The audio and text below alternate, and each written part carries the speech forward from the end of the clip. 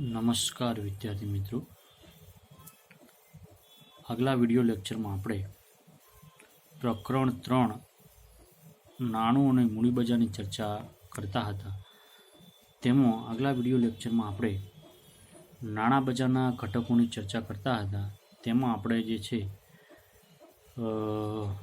નાણાં બજારના કેટલાક ઘટકોની ચર્ચા કરતા હતા. તેમાં કેટલાક ઘટકો બાકી હતા.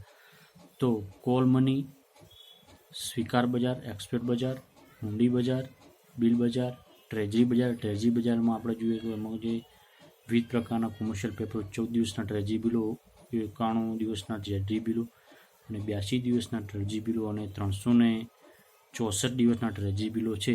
તો આટલા જે 1, 2 અને 3 અને 4 જે ઘટકોની આપણે નાણાં બજારના મુખ્ય ઘટકો, આ પ્રશ્ન જ ચાલુ છે. ગયા વિડીયો લેક્ચરમાં આપણે આટલા 4 જે છે ઘટકો જોયા હતા. હવે પછીના ઘટકોની આપણે ચર્ચા કરીએ. તો 5મા નંબરનું ઘટક છે બિલ્સ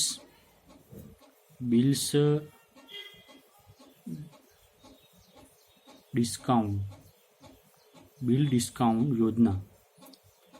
5મા નંબરનું ઘટક છે બિલ ડિસ્કાઉન્ટ યોજના.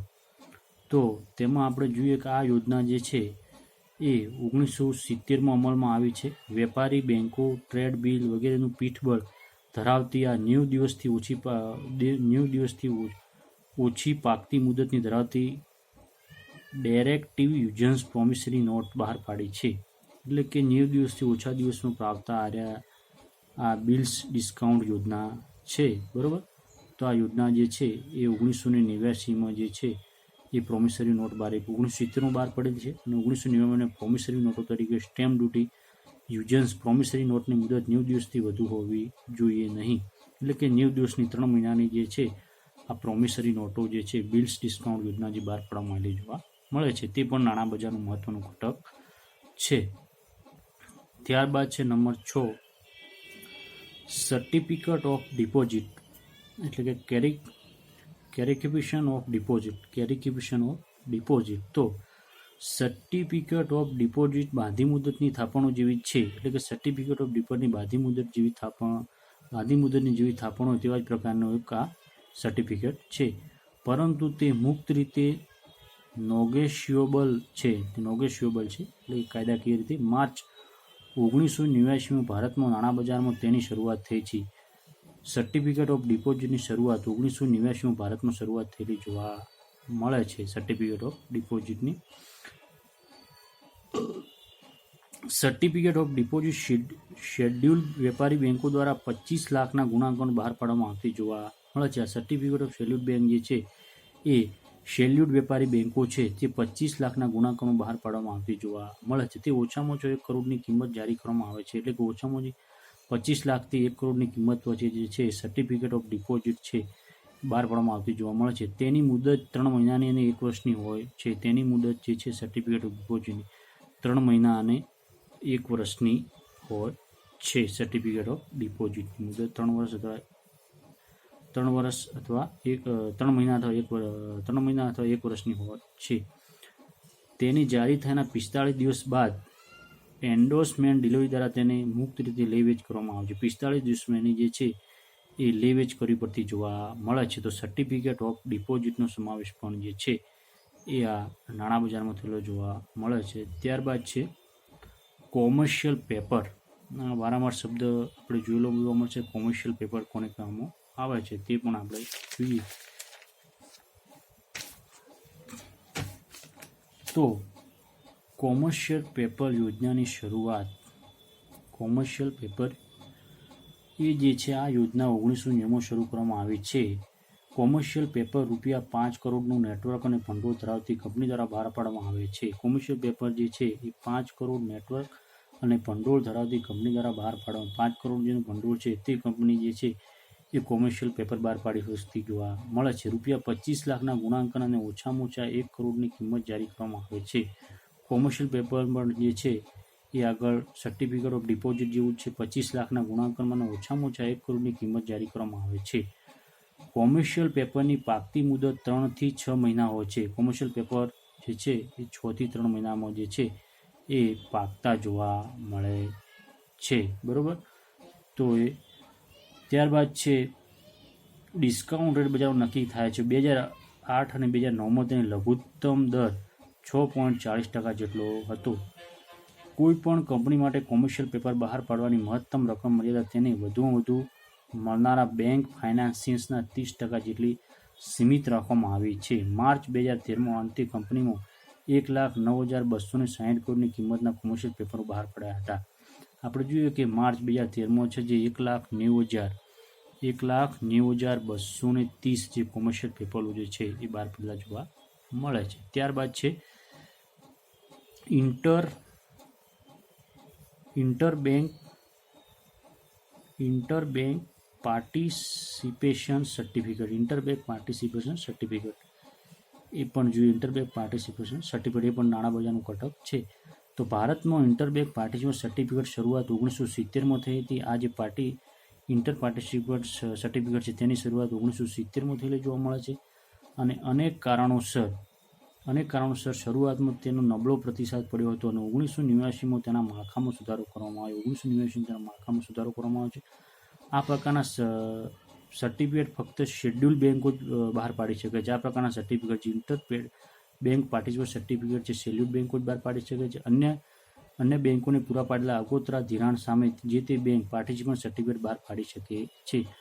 આ સર્ટિફિકેટની મુદત ઓછામાં ઓછા 91 દિવસની હોય છે. આ સર્ટિફિકેટની મુદત ઇન્ટર પાર્ટિસિપેટ સર્ટિફિકેટની મુદત ઓછામાં ઓછા 91 દિવસની અને વધુમાં વધુ 180 દિવસની હોય છે. ઓછામાં ઓછા 91 દિવસ અને વધુમાં વધુ 180 દિવસની હોય છે. 91 દિવસ અને 180 દિવસની હોય છે.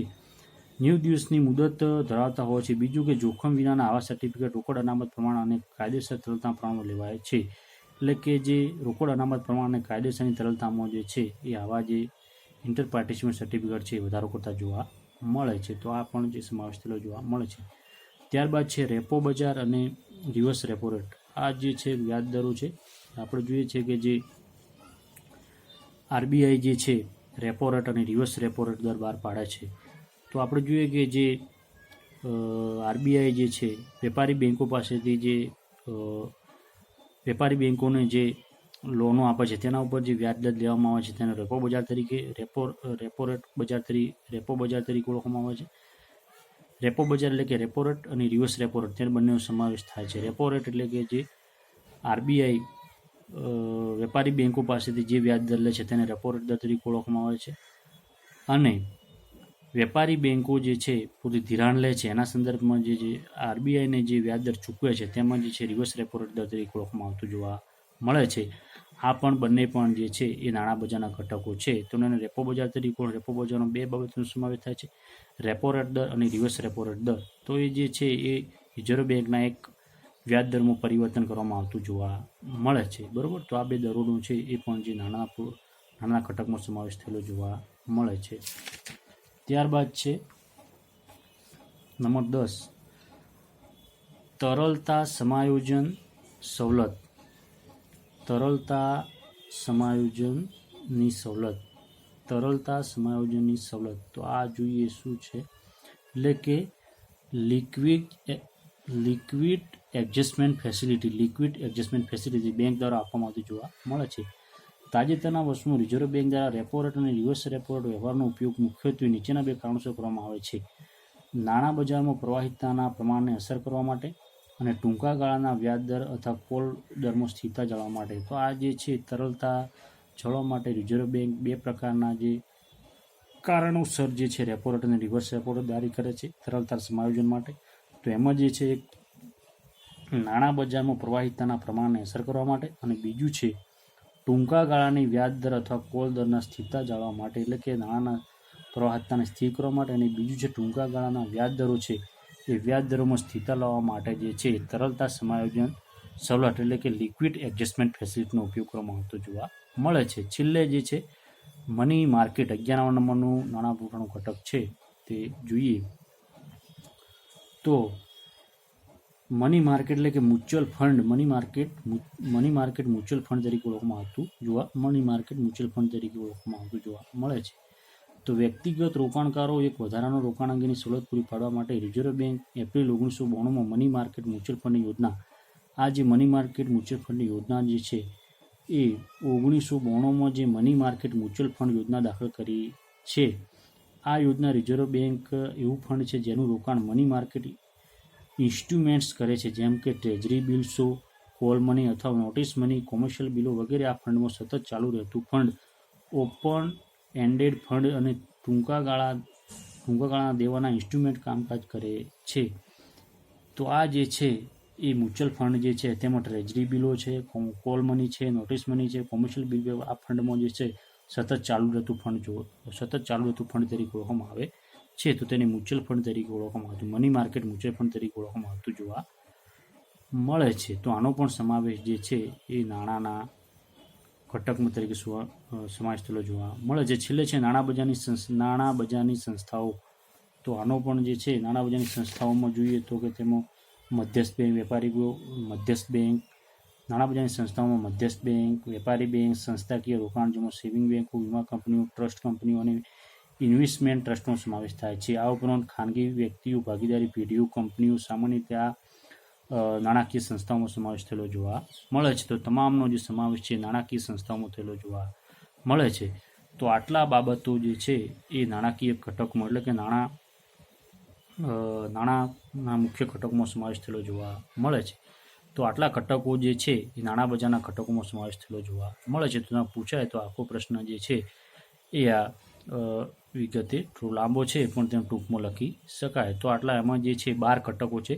એ 12 ઘટકોની તમારે પરીક્ષામાં ટૂંકમાં ચર્ચા કરવાની છે. ફરી એકવાર આપણે જોઈ લેગા, આગલા વિડીયો લેક્ચરમાં આપણે 4 ઘટકો જોયા હતા: કોલ મની અને કોલ મની બજાર, સ્વીકાર બજાર, ઊંડી બજાર અથવા ટ્રેઝરી બિલ્સના જે છે 4 પ્રકાર છે: 14 દિવસના ટ્રેઝરી બિલો, 91 દિવસના ટ્રેઝરી બિલો, 182 દિવસના ટ્રેઝરી બિલો, 364 દિવસના ટ્રેઝરી બિલો. આ આપણે જે છે એ આગલા વિડીયો લેક્ચરમાં ચર્ચા કરી હતી. આ વિડીયો લેક્ચરમાં આપણે 5 થી 12 ઘટકોની ચર્ચા કરી. તેમાં જોઈએ તો બિલ્સ ડિસ્કાઉન્ટ યોજના, certificate of deposit, commercial paper, interbank participant certificate, repo બજાર, એમાં રેપો રેટ અને રિવર્સ રેપો રેટ, તરલતા સમાયોજન સવલત, લિક્વિડ એડજસ્ટ ફેસિલિટી અને મની માર્કેટ મ્યુચ્યુઅલ ફંડ.